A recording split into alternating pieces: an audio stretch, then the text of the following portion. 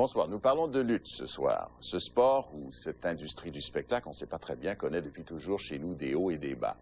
Ceux qui ont l'âge de se souvenir des débuts de la télévision ne peuvent oublier ces mercredis soirs, je pense en tout cas que c'était le mercredi, où Michel Normandin décrivait pour un public de téléspectateurs fascinés, enthousiastes et puis aussi partiaux les combats dans lesquels nous, Yvon Robert et Larry Moquin, terrassaient quelques horribles bonshommes à cagoule venus de loin. Sport ou spectacle, cela importait peu. Nous croyons en ces combats où le bien triomphait toujours du mal. Depuis, nous avons perdu nos illusions, mais les lutteurs continuent de s'affronter devant un public d'irréductibles, moins nombreux qu'avant, mais parfaitement convaincus. Mon invité ce soir est un des grands de la lutte. Un vrai gladiateur, comme aurait dit Michel Normandin.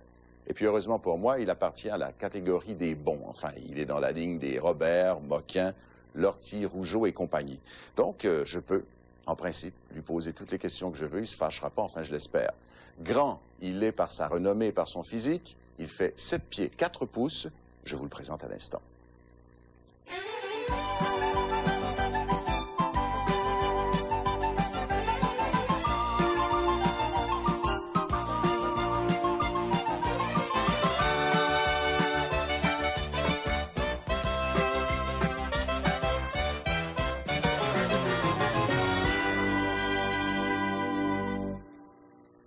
Mon invité est un garçon bien sympathique, un lutteur que vous connaissez bien, et ceux qui aiment la lutte, d'ailleurs, je pense, l'apprécient beaucoup. Il s'agit de Jean Ferré, qu'on appelle ici le géant Ferré, et aux États-Unis, Andre the Giant. Ouais. Bonsoir, M. Ferré. Le plaisir. On vous voit plus très, très souvent à Montréal. Ben, j'en reviens quand même de temps en temps. Ouais. Ça fait vraiment plaisir de revenir. Montréal, ça a été un petit peu la porte d'entrée du continent nord-américain pour vous, je crois. Hein? C'est ça. Je suis arrivé en juin 1971. Ouais. Puis je suis resté ici pendant 2 ans. Puis après ça, j'ai commencé à rentrer aux États-Unis. Ouais. Puis même après ça, je continue à voyager. Puis je voyage toujours à travers le monde. Puis vous revenez à Montréal, entre autres choses, j'imagine, parce que vous venez retrouver un peu le public que vous aimez bien. Et puis aussi parce que vous avez des intérêts. Vous êtes toujours un peu restaurateur ici, je crois. Hein? Toujours, oui. Hein? Je suis toujours départ dans le restaurant Le Pichet. C'est pas un commercial, mais... Ah ouais. Non, maintenant, c'est passé, de toute façon. J'ai dit tout à l'heure que vous étiez de la catégorie des bons, parce qu'il y a des vilains à la lutte. Est-ce que vous vous décrivez comme étant un bon à la lutte? Votre image en est une image sympathique ou c'est une image plutôt d'homme dur? Ça, je crois qu'il faut que vous le demandiez au public, parce que moi, quand je rentre dans l'arène, quand je monte dans le ring, moi, je lutte de la manière que je sais lutter. Si les gens m'aiment, ils m'aiment. Si les gens m'aiment pas, ils m'aiment pas. Moi, je lutte de la manière que je sais lutter.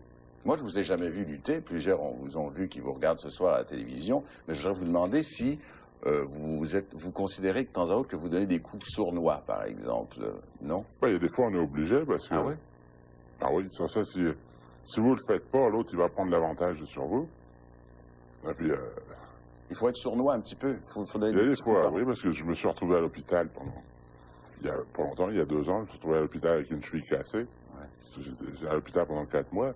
Mais c'était pas un accident, ça, M. Ferré, non? Pas du tout, non. Non?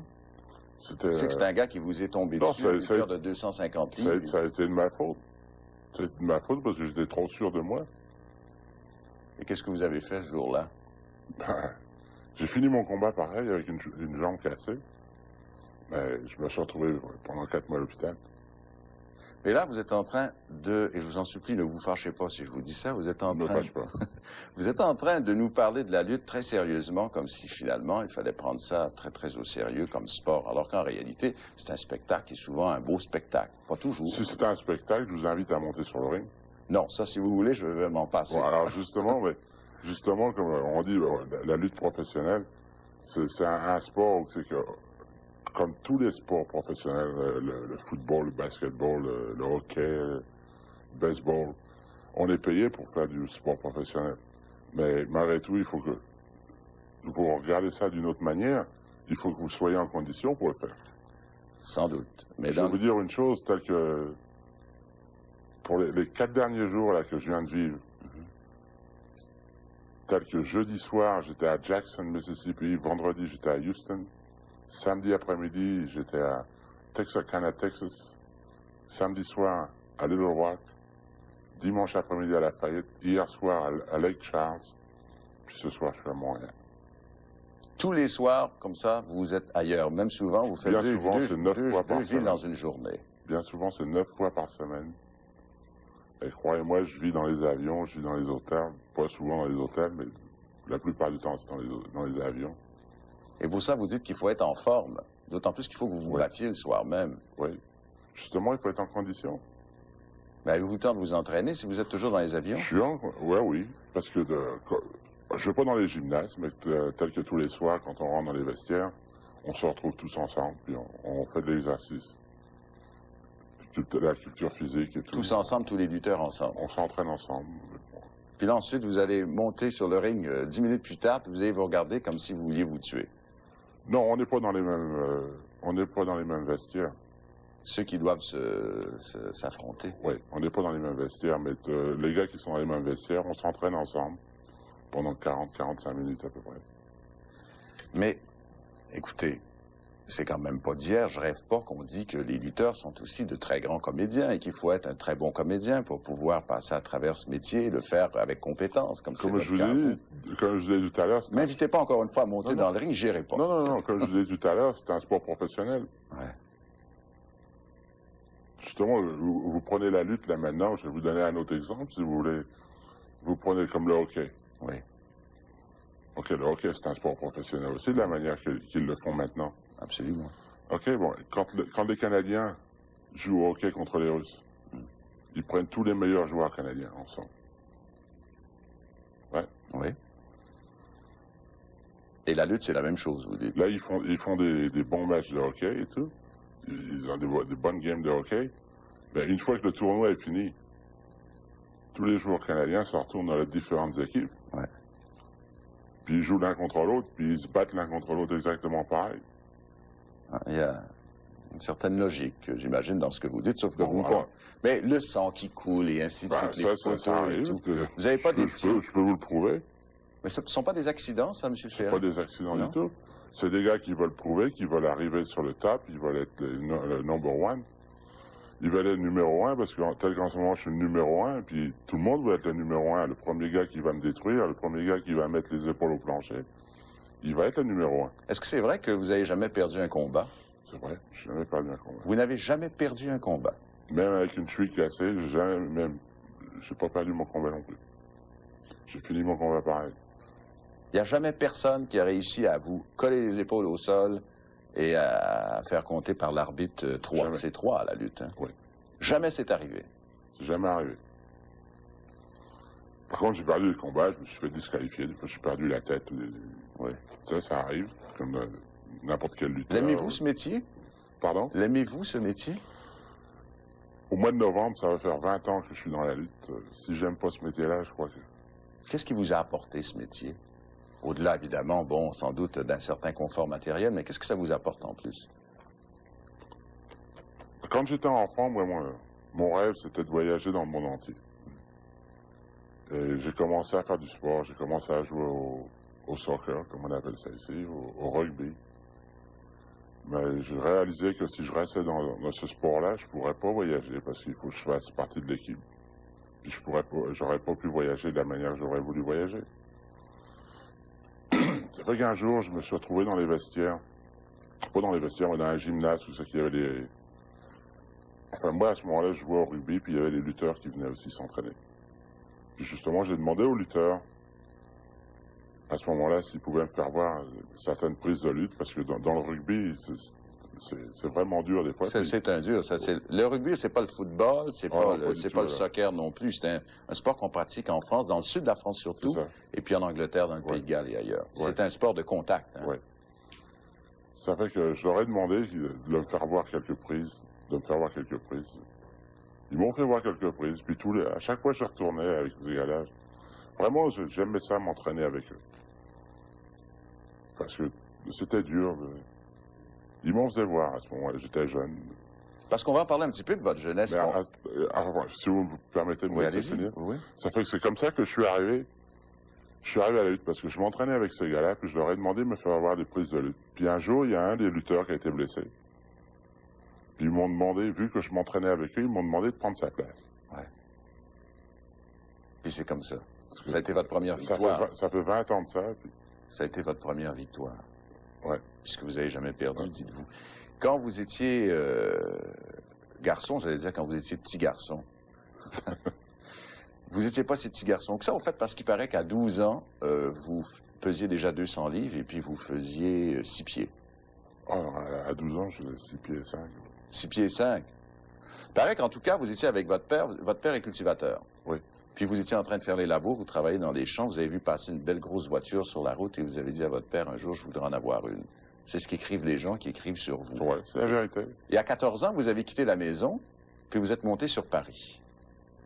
Puis là, à ce moment-là, vous ne pensiez peut-être pas encore faire de la lutte. Vous vouliez voyager, tout, mais vous ne pensiez pas encore à la lutte. Non, pas du tout. Et c'est vrai que votre premier métier, ça a été de déménager des pianos?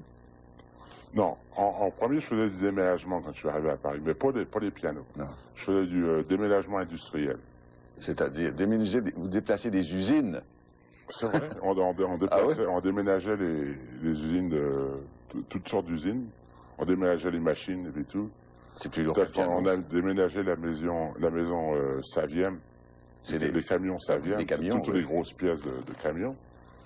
C'est comme ça que j'ai commencé. Puis après ça, je suis devenu déménageur immobilier.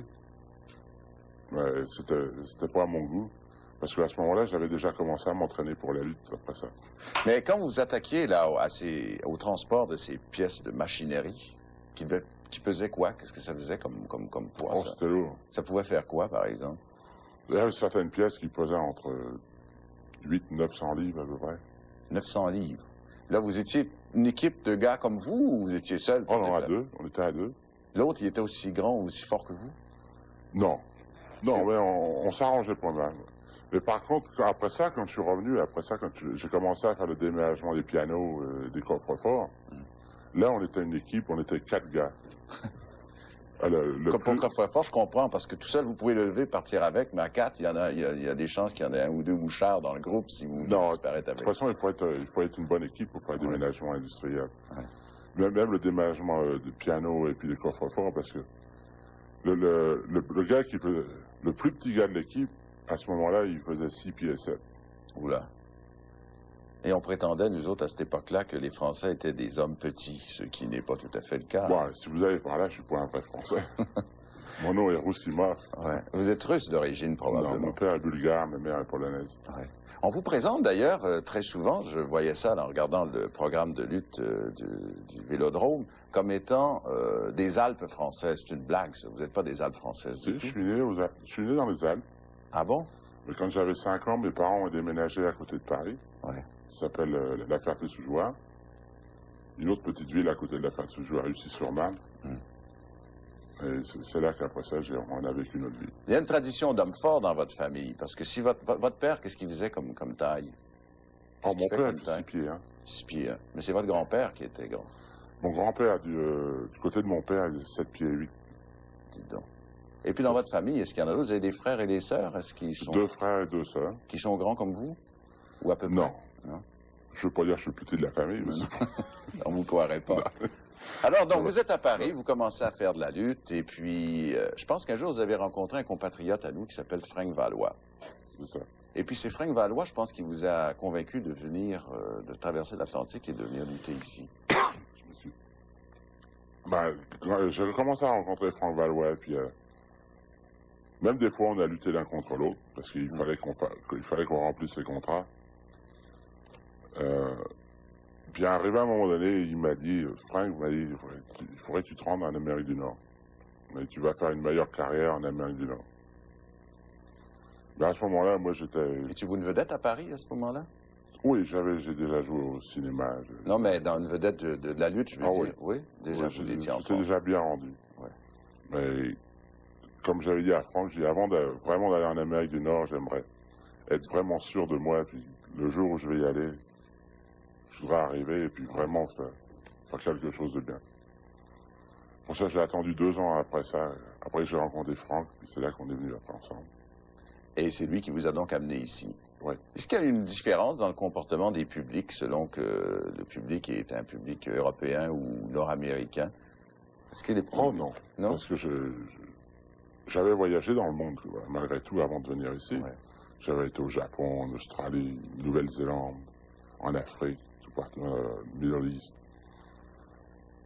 Mais malgré tout, ici, le public est vraiment meilleur. Non, ça, vous dites ça pour faire Non, plaisir au public, non, non, pour qu'ils aillent non. vous voir nombreux, qu'ils vous Non, applaudissent très fort. Non, pas du tout. Non? Pourquoi vous dites ça qui est meilleur ici? Le public vous supporte vraiment mieux que dans les autres pays. Ici, c'est où, ça? L'Amérique du Nord. En Amérique du Nord, oui? Ouais. Je parle d'Amérique du Nord, le Canada et puis les États-Unis. Mais qu'est-ce que vous pensez des gens qui... Parce que dans ce public-là, il y a des gens qui vont là-bas pour vous voir vraiment vous faire mal, qui croient beaucoup à ce que vous faites. Quand vous saignez, qui vont applaudir s'il s'agit finalement d'un lutteur qu'ils trouvent antipathique. Qu'est-ce que vous pensez de ces gens-là? Ils ont une psychologie un peu particulière. Ils sont pas un peu sadiques? Pas du tout. C'est exactement comme les gens qui vont voir une game de football, une game de baseball, basketball, ou une game de hockey. Ben, moi-même, quand je vais voir une game de football, une game de basketball, j'aime vraiment ça. Puis je me mets à la place des gens qui viennent à la lutte, qui aiment ça. Puis ça me fait vraiment plaisir de monter sur le ring. Faire voir à ces gens-là que malgré tout, il y a beaucoup de gens qui essayent de me descendre, mais même ces gens-là, ils veulent pas que ces gens-là me descendent. Mais vous sentez qu'ils vous protègent, ces gens dans le public. Ce public-là vous protège, c'est ça? Oui, puis ça me fait vraiment plaisir d'avoir tous ces gens-là derrière moi. Puis je voudrais pas décevoir tous ces gens-là non plus. Est-ce que c'est vrai qu'un jour, en Arabie Saoudite, le public a été tellement vexé de voir que vous aviez défait un ou deux lutteurs qui étaient des vedettes locales, on a dû vous raccompagner à l'aéroport sous escorte policière? C'est vrai, c'est passé à Bagdad. Racontez-nous ça un peu. Ah, c'est à Bagdad, c'est pas en Arabie Saoudite. Oui, c'était à Bagdad, sur le stade de soccer. Il y avait 120 000 personnes ce jour-là. Ils ont mis 55 000 personnes assises, puis ils ont mis 65 000 personnes debout sur le stade. Le ring était dans le milieu de la... L'hôtel est à peu près à 2 kilomètres du stade. Pour rentrer à l'hôtel, j'étais assis dans une Mercedes avec une voiture de police en avant de moi, une voiture de police en arrière de moi, puis des policiers assis sur les voitures de police, puis ils tiraient avec la mitraillette des balles à blanc au-dessus de la tête des gens. Parce que vous aviez battu un Irakien qui... Ouais. Un champion irakien. Avez-vous eu peur déjà dans votre vie? C'était ma dernière fois que je suis allé en Irak. D'autant plus que là, il y a la guerre maintenant. Ouais. Avez-vous déjà eu peur dans votre vie? Oui. Quand? Ce jour-là. Non, non, sans blague, mais autrement. Avez-vous eu peur? Quand vous étiez jeune, autrement, est-ce que vous avez déjà eu peur? J'ai eu peur il n'y a pas longtemps non plus. Justement, je rentrais du Japon, puis on volait au-dessus de l'étal Luta. Puis d'un seul coup, il y a un des moteurs qui a lâché. L'avion, il est 41 000 pieds, est descendu à 30 000 pieds. C'est pas ça que je veux dire, M. Ferré. Est-ce que... Peur sur le ring, vous voulez dire? Ou dans la vie, ou autrement. De simple fait, d'ailleurs, que ma question vous étonne un peu, c'est que probablement vous n'avez jamais eu peur. Vous savez bien qu'il y a des gens, des fois, qui vont avoir peur. Ils vont rencontrer quelqu'un dont ils peuvent croire qu'il est plus fort qu'eux et puis qui peuvent vouloir leur faire un mauvais parti. À ce moment-là, ils vont se sentir mal. Vous n'avez jamais eu peur, vous? Ouais, j'ai eu une grande surprise, je veux dire une chose, que quand je suis venu, la première fois que je suis venu ici au Canada, c'est quand j'ai rencontré Don Leo Jonathan. Ah, qui était aussi un lutteur. Oui. Là, vraiment, je savais vraiment pas ce qui allait se passer, là. Ça, c'est vrai que Donnie Jonathan est un homme qui vous a beaucoup impressionné. Oui. Qu'est-ce qu'il y avait de particulier, Donnie Jonathan? C'était un homme très fort. Quelle taille il faisait? 6 pieds 8, 320 livres. Mais c'était vraiment un homme vraiment très, très fort. Puis je regrette d'avoir fait ce que j'ai fait, parce que, enfin, on s'est battus ensemble ici au Forum.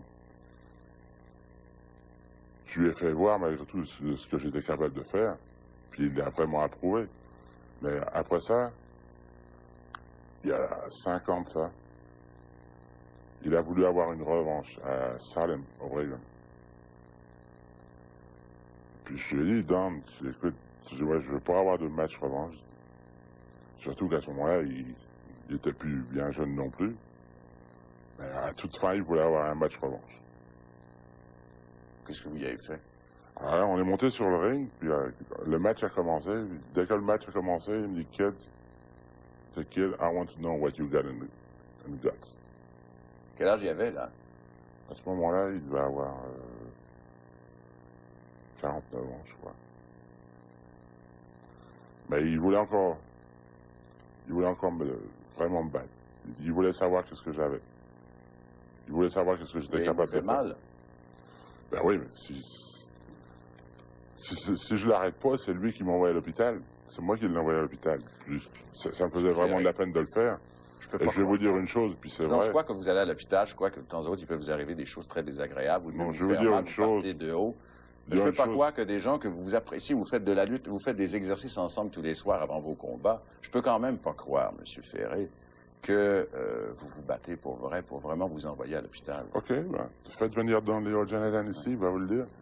Ce soir-là, je l'ai envoyé à l'hôpital, il est resté à l'hôpital pendant 7 mois. Il vaut mieux être de votre côté, hein? Il est resté à l'hôpital pendant 7 mois, puis après ça, il a marché avec des béquilles pendant 5 mois. Là, maintenant, il commence à remarcher. On l'a fait venir l'année passée pour faire un arbitre spécial. Est-ce que vous regrettez ce que vous lui avez fait, alors? Ben, je regrette pas, c'est lui qui me l'a demandé. Pas certainement pas de vous envoyer à l'hôpital. Il vous a demandé de lui... Il voulait savoir qu'est-ce que j'avais dans le ventre. Je pouvais rien faire d'autre. Si c'était pas moi qui l'ai envoyé à l'hôpital, c'est lui qui m'a envoyé à l'hôpital. Oui, mais enfin, vous êtes tellement fort, vous êtes tellement puissant que vous pouvez finalement envoyer à l'hôpital n'importe qui. Ben oui. Mais lui, il aurait pu m'envoyer à l'hôpital pareil, si j'avais été trop bon. Comme je disais tout à l'heure, n'importe qui voudrait être tout le monde voudrait être le numéro 1. Parce qu'en ce moment, je suis le numéro 1, tout le monde voudrait prendre ma place. Est-ce qu'il y a des gens, des fois, dans la vie, en dehors du ring, qui vous voient, puis à qui passe cette idée folle, sans doute, dans la tête, de dire, venez, on va être dans le parking, on va s'essayer tous les deux? Oh oui. Ça arrive quelquefois. Qu'est-ce que vous faites dans ce temps-là? Je m'en vais. Oui. Comme on parlait tout à l'heure, on fait un sport professionnel, mais croyez-moi, c'est pas toujours facile. Est-ce que c'est toujours facile que d'être Jean Ferré ou André Racimoff? Racimoff, ou André the Giant, c'est-à-dire faire 7 pieds 4, peser près de 500 livres. Est-ce que c'est toujours facile?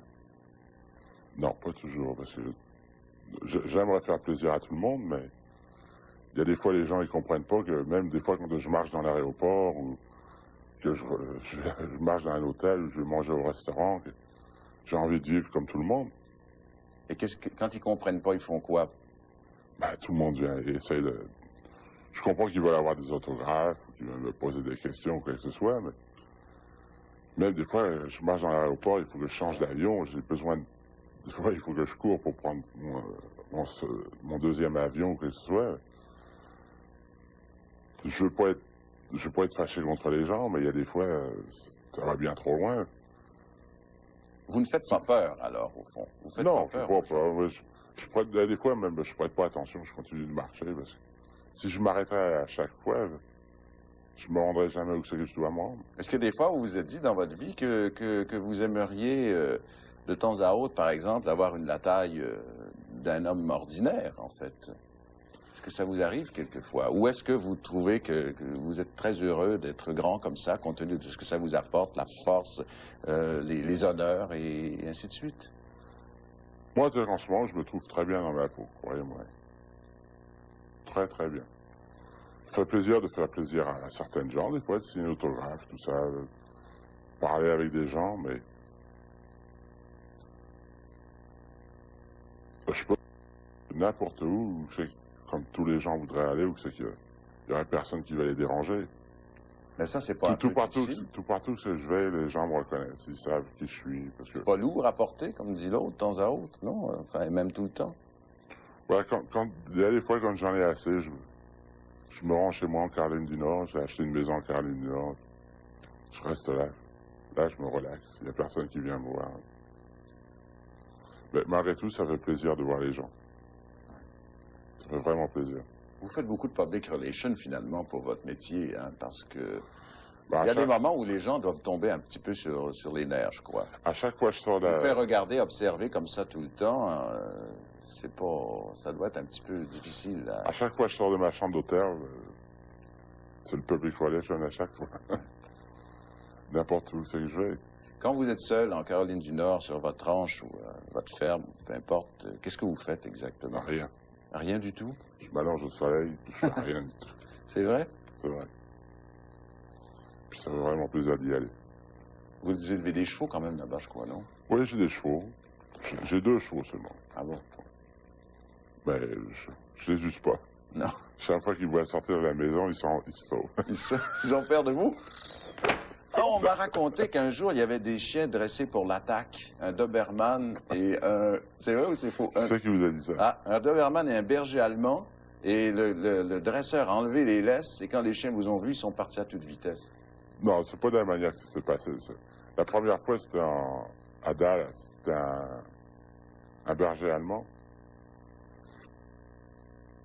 Enfin, le gars le maître du berger allemand, il nous avait laissé en avant de la maison. Puis lui était parqué son char en arrière. Puis il est rentré par la porte en arrière, il est venu nous ouvrir la porte. Et le chien, quand il m'a vu à la porte, c'est vrai, il s'est sauvé. Ah oui, il a eu peur. C'était pas croyable. Même quand j'y retourne maintenant, là, dès qu'il me revoit. La deuxième fois, ça passait à Los Angeles. J'ai un ami qui a un restaurant français là-bas.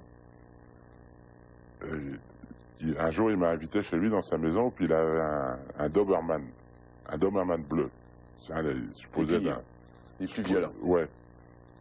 Là, il m'arrête devant la maison, il dit, reste dans la voiture, il dit, je vais ouvrir la porte, puis dès que mon chien va te voir, il dit, après ça, ça va être correct. J'ai dit, OK. Mais dès que son chien, il m'a vu, il s'est sauvé en arrière de la maison, puis on l'a pas revu pendant la journée. Il reste très, très peu de temps. Bon, vous allez aller lutter ce soir, comme vous le faites donc presque tous les soirs, même souvent 9 fois par semaine. Après votre carrière de lutteur, qu'est-ce que vous aimeriez faire? J'ai jamais pensé à ça. Du cinéma? Vous en avez fait un petit peu, vous me l'avez dit. J'en fais toujours. Ouais. Je fais du cinéma en Europe, puis aux États-Unis, je fais beaucoup d'émissions de télévision. Même ici, au Canada, avec Gilles Latulippe. Gilles, ah oui. Alors, ça vous plaît bien? Vous pouvez faire ça, finalement, quand vous serez plus lutteur. Peut-être. Faire la cuisine? Je sais que vous aimez bien faire la cuisine. Non, moi, je cuisine pas. Ouais. Vous aimez bien manger, en tout cas. Oui, j'aime bien manger. J'ai un restaurant, mais je cuisine pas. Vous cuisinez pas? Non.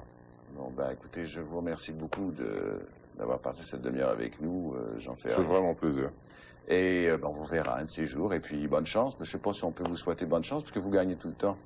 Hein? Vous souhaitez bonne chance à mes adversaires. Pas d'accident, en tout cas, et bonne chance à vous. J'espère. C'est la seule chose que j'espère pour avoir l'accident. Merci beaucoup. Mon invité était Jean Ferré, lutteur. Bonsoir, à demain pour une autre émission dans cette série. Au revoir.